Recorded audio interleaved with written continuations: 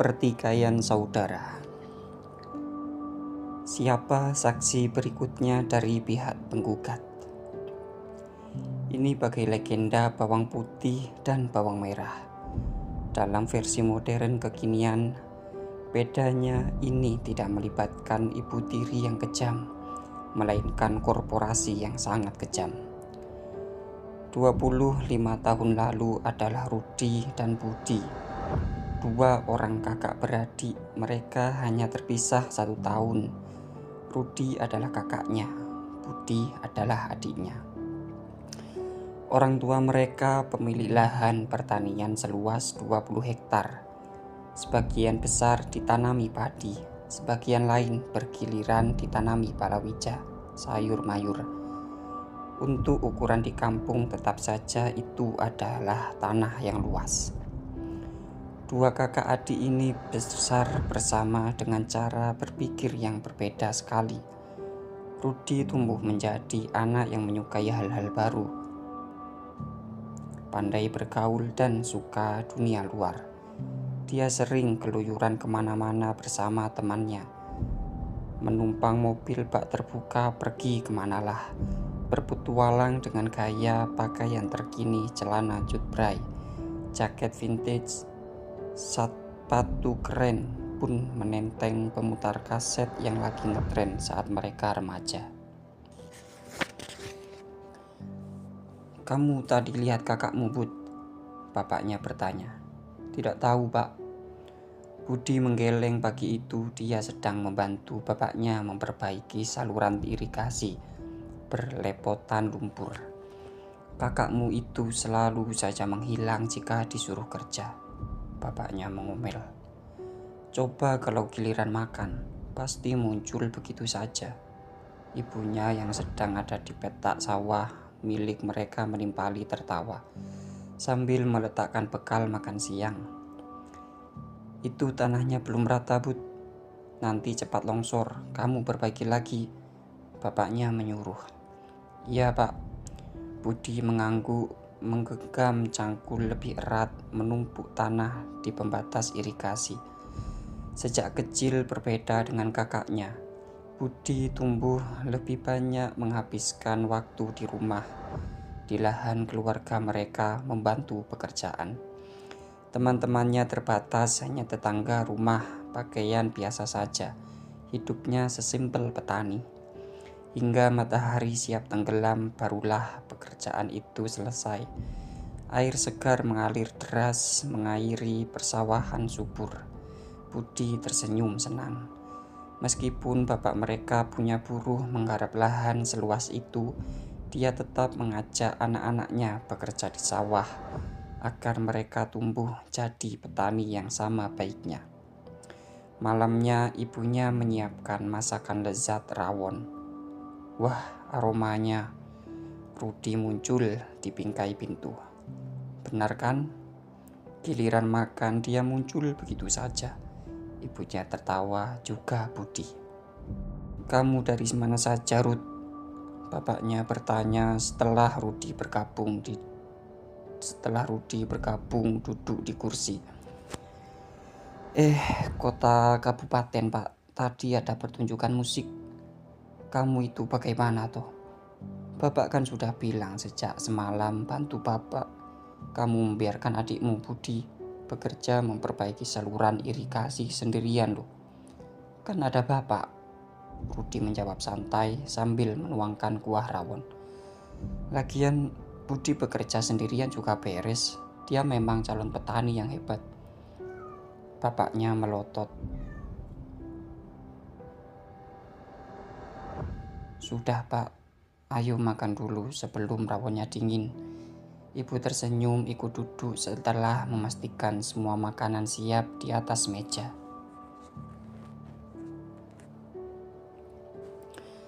Bapak menghembuskan nafas, mengalah. "Baiklah."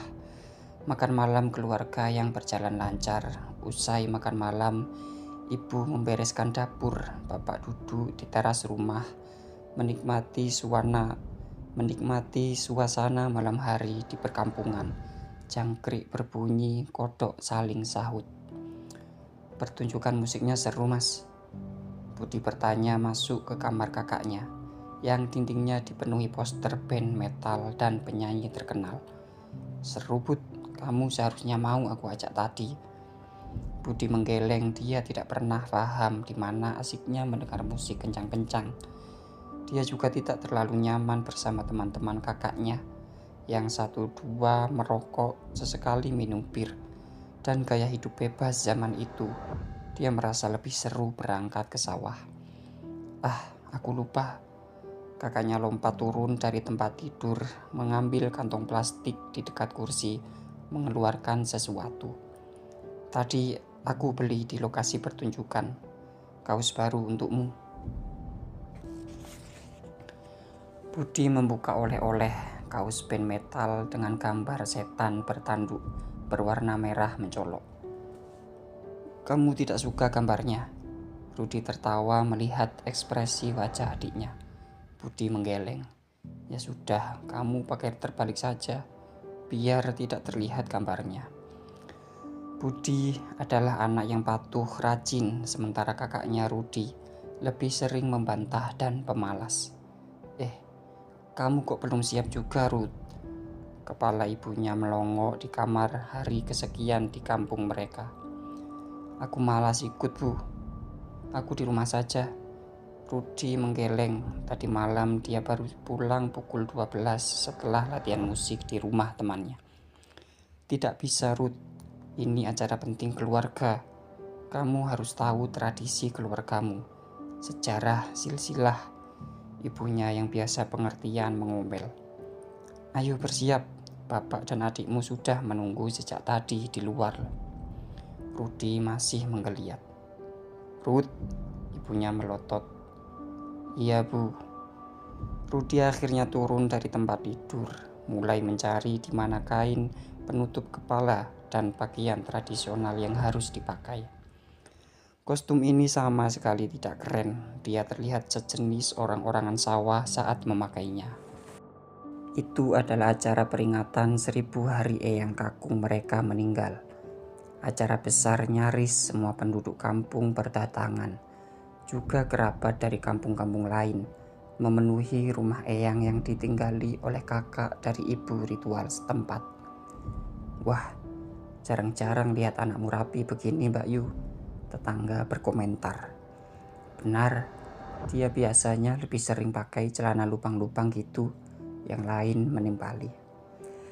Wajah Rudi menggelembung, duduk bersama teman-teman segengnya, yang juga terpaksa ikut acara.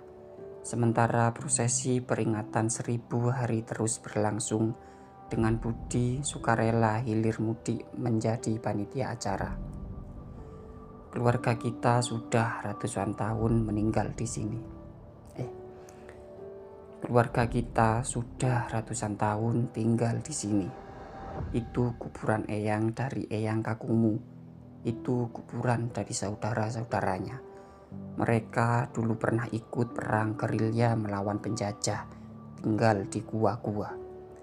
Bapak menunjuk ke sana kemari saat mereka berkunjung ke pemakaman kampung. Budi mendengarkan dengan seksama. Rudi menguap lebar. Besok-besok giliran bapak dan ibu yang dikuburkan di sini. Bapak terdiam sejenak. Ini adalah kampung nenek moyang kita. Kalian akan meneruskan merawat tradisi, budaya, kehidupan di kampung. Jangan sampai hilang, jangan sampai dihapus dari sejarah. Ya, Pak. Budi mengangguk. Rudi ikut mengangguk meskipun di kepalanya sedang melintas soal kaset baru yang hendak diputar nanti malam. Rudi, tolong kecilkan volume pemutar kasetmu. Ibu berseru dari ruang tengah. Apa? Rudi bertanya. Tangannya asik meniru permainan gitar bergaya, mulutnya komat kamit mengikuti lirik lagu. Rudi, kepala ibu nongol di bingkai pintu. Kecilkan, Mas Rud. Budi yang sedang berada di kamar kakaknya ikut bicara. Rudi memutar knob pemutar kasetnya. Suara musikmu itu mengganggu tetangga. Mereka boleh jadi sudah istirahat setelah seharian kerja di sawah. Ibu mengomel meninggalkan mereka berdua.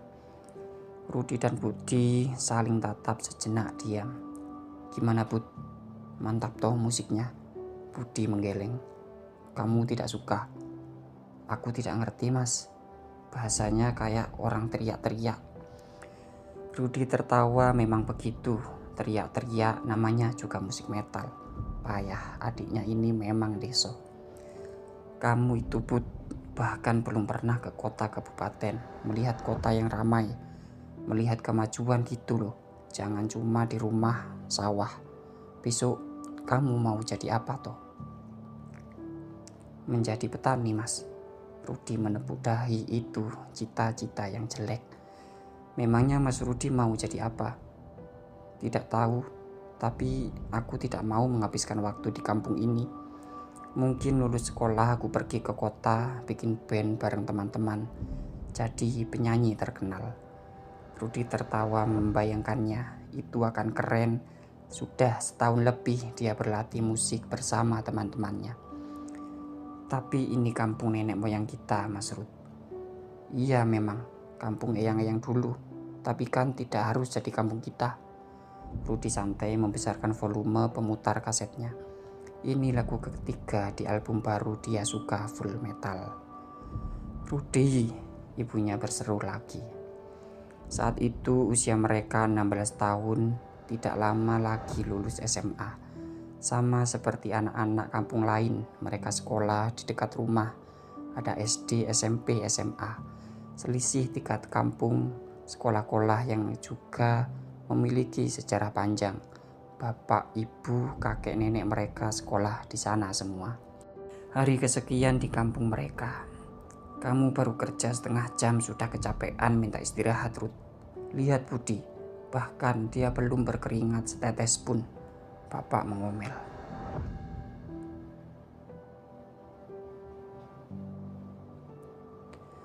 "Beda, Pak.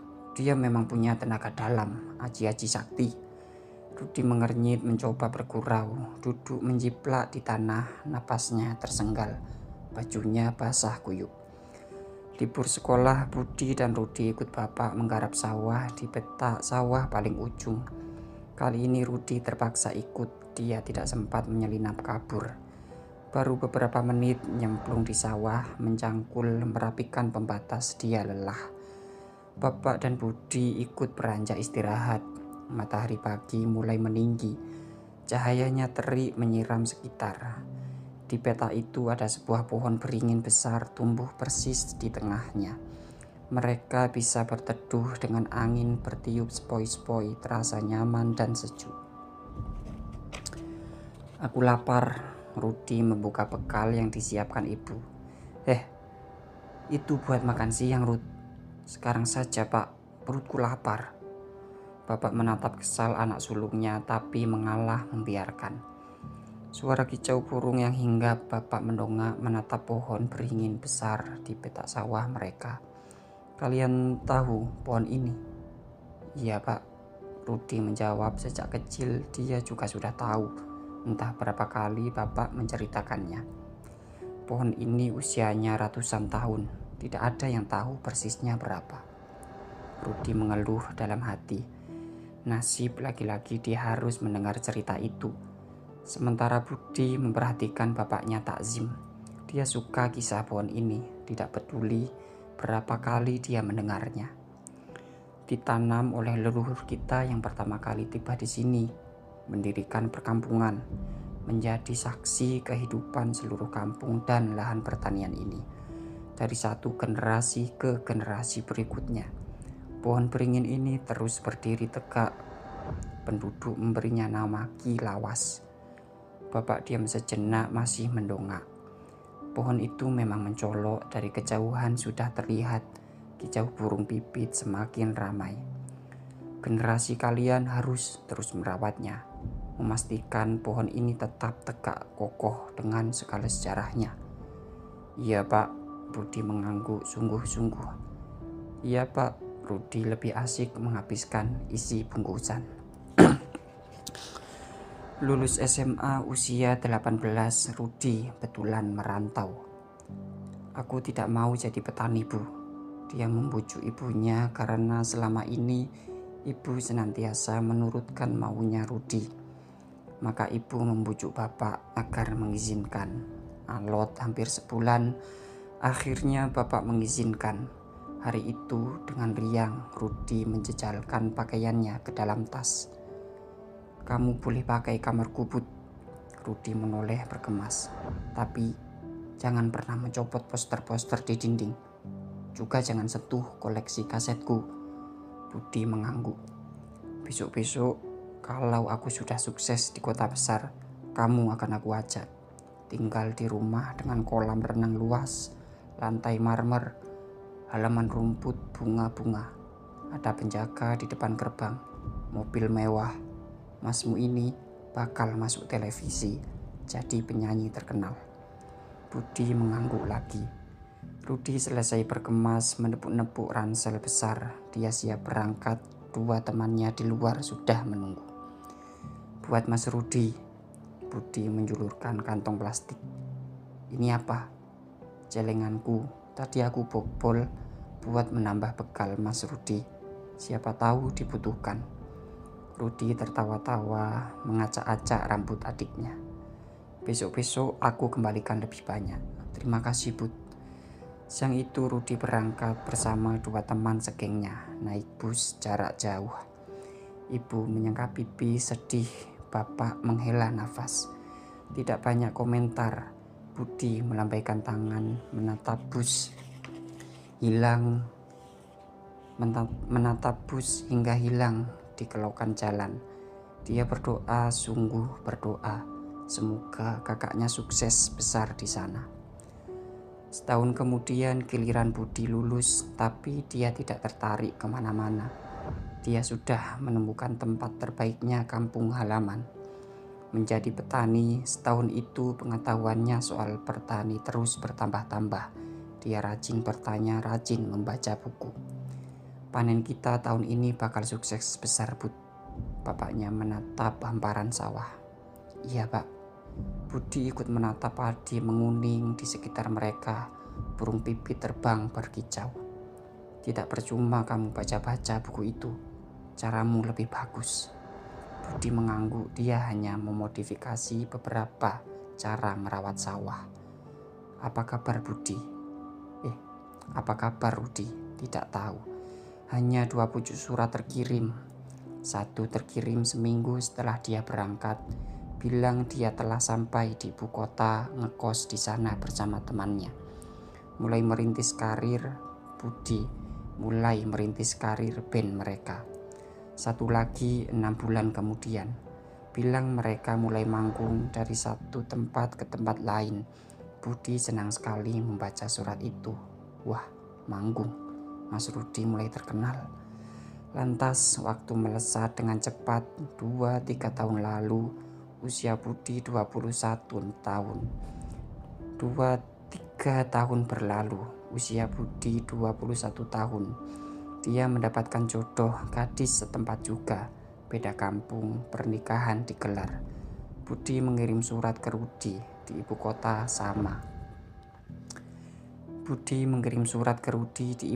sama. Berharap kakaknya datang. Dia sudah cemas surat itu tidak sampai, karena boleh jadi kakaknya sudah pindah kosan. Tapi mengejutkan, persis di hari pernikahan, sebuah mobil bagus merapat di depan rumah menyibak keramaian pengunjung. Pintu dibuka, Rudi dengan pakaian bergaya turun. Bukan main senangnya Budi. Juga ibunya yang sampai lupa jika hari itu adalah hari spesial Budi. Ibu menangis memeluk Rudi, bahagia sekali, lebih bahagia dibanding menyaksikan Budi menikah. Wah, anak sulung Mbak Yu sudah sukses besar, mobilnya bagus sekali. Tetangga berbisik-bisik, anak-anak kampung mengerubungi mobil tersebut. Bapak juga mengangguk-angguk tersenyum lebar. Selama ini dia keliru mengira Rudi hanya besar omong, tukang membantah, pemalas, tidak akan sukses saat merantau. Ternyata pulang-pulang bawa mobil mahal. Kamu kaget aku datang, Bud? Rudi tertawa. Iya mas, aku kira suratku tidak sampai. Sampai pemilik kosan meneruskan surat itu ke pegawaiku. Lantas pegawaiku membawanya ke rumah. Rudi bergaya. Dia tidak lama di kampung, dia bilang sibuk. Jadi sore harinya dia kembali pergi. Ibu sekali lagi memeluknya erat-erat. Kamu kapan menikah, Ruth? Seperti adikmu. Ibu akan bahagia sekali jika kalian semua telah menikah. Rudi tertawa. Aku sibuk, Bu. Bisnisku banyak. Kapan-kapan aku boleh datang ke ibu kota, Mas? Budi bertanya. Kamu tidak akan betah di sana, Bud. Kamu itu ke kota kabupaten saja mabuk toh. Budi ikut tertawa. Mobil bagus itu meluncur meninggalkan halaman rumah yang masih ramai oleh tamu. Tetangga menatap terpesona, bisik-bisik lagi. Anak-anak berlarian mengiringi mobil hingga kelokan jalan.